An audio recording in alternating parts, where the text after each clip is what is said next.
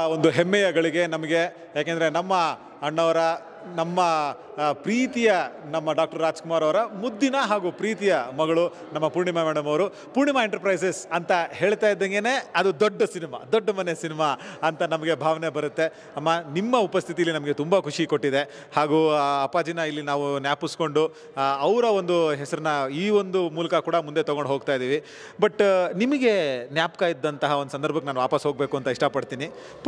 Purnima enterprises ಅಂತ ಈ ಥರ ಇರ್ತಿದ್ದೀವಿ ಮಗಳೇ ಅಂತ ನಮ್ಮ ಪಾರ್ವತಮ್ಮ ಆಗಲಿ ಅಥವಾ ನಮ್ಮ ಅಪ್ಪಾಜಿಯವರಾಗಲಿ ಯಾವ ಥರ ನಿಮ್ಗೆ ಬಂದು ಹಿಂಗೆ ಹೇಳಿದ್ರ? ಖಂಡಿತ ಅದ್ರ ಬಗ್ಗೆ ನನಗೇನು ಗೊತ್ತೇ ಇರಲಿಲ್ಲ. ಆವಾಗ ಯಾತಕ್ಕೆ ಇಟ್ಟಿದ್ದಾರೆ ಅನ್ನೋದು ಗೊತ್ತಿರಲಿಲ್ಲ, ಹೇಗೆ ನಡೀತಿದೆ ಅನ್ನೋದು ನಮಗೇನು ಗೊತ್ತಿರಲಿಲ್ಲ. ಬಟ್ ಇವಾಗ ಈ ಥರ ಎಲ್ಲ ಕೇಳಿದಾಗ ತುಂಬ ಸಂತೋಷ ಆಗುತ್ತೆ.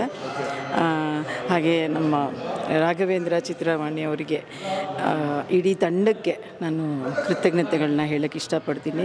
ಇಂಥ ಒಂದು ಒಳ್ಳೆಯ ಸಮಾರಂಭ ಪ್ರತಿ ವರ್ಷ ಮಾಡ್ಕೊಂಡು ಬರ್ತಿದ್ದಾರೆ, ಹಾಗೆ ನಡ್ಕೊಂಡು ಹೋಗಲಿ, ಇನ್ನೂ ಚೆನ್ನಾಗಿ ಮಾಡಲಿ ಅಂತ ಕೇಳ್ಕೊತೀನಿ ದೇವರಲ್ಲಿ.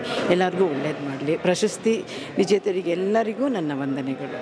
ಥ್ಯಾಂಕ್ ಯು ಸೋ ಮಚ್ ಅಮ್ಮ ಮಾತಾಡಿದ್ದಕ್ಕೆ. ಹಾಗೂ ಕಡೆದಾಗಿ ನೀವು ಹೋಗೋದಕ್ಕೂ ಮುಂಚೆ ಸಂಸ್ಥೆನ ನಡೆಸೋದ್ರ ಬಗ್ಗೆ ಸಾಕಷ್ಟು ಕಲ್ತಿರ್ತೀರಿ, ಎಸ್ಪೆಷಲಿ ನಮ್ಮ ಪಾರ್ವತಮ್ಮ ಅವರ ಜೊತೆಯಿಂದ ಒಂದಷ್ಟು ಕಲ್ತಿರ್ತೀರಿ, ನೋಡಿರ್ತೀರಿ. ಅಲ್ಲಿ ಒಂದು ಕಲಿಕೆ ನಿಮಗೆ ಸಿಕ್ಕಿರೋದು ಅಥವಾ ಅಂದ್ಕೊಂಡಿರೋದು, ಎಲ್ಲರ ಒಂದು ಕ್ರೂ ಮೆಂಬರ್ಸ್ನ ಅವ್ರಿಗೆ ಸಂಬಳ ನೀಡೋದ್ರಿಂದ ಹಿಡಿದು ಅವರ ಒಂದು ಸಂಸಾರ ನೋಡೋದ್ರಿಂದ ಹಿಡಿದು ನೀವೇನು ಒಂದು ಪಾಠನ ಕಲ್ತಿದ್ದೀರಿ ಅಮ್ಮ ಅವ್ರ ಕಡೆಯಿಂದ ಅಂತ?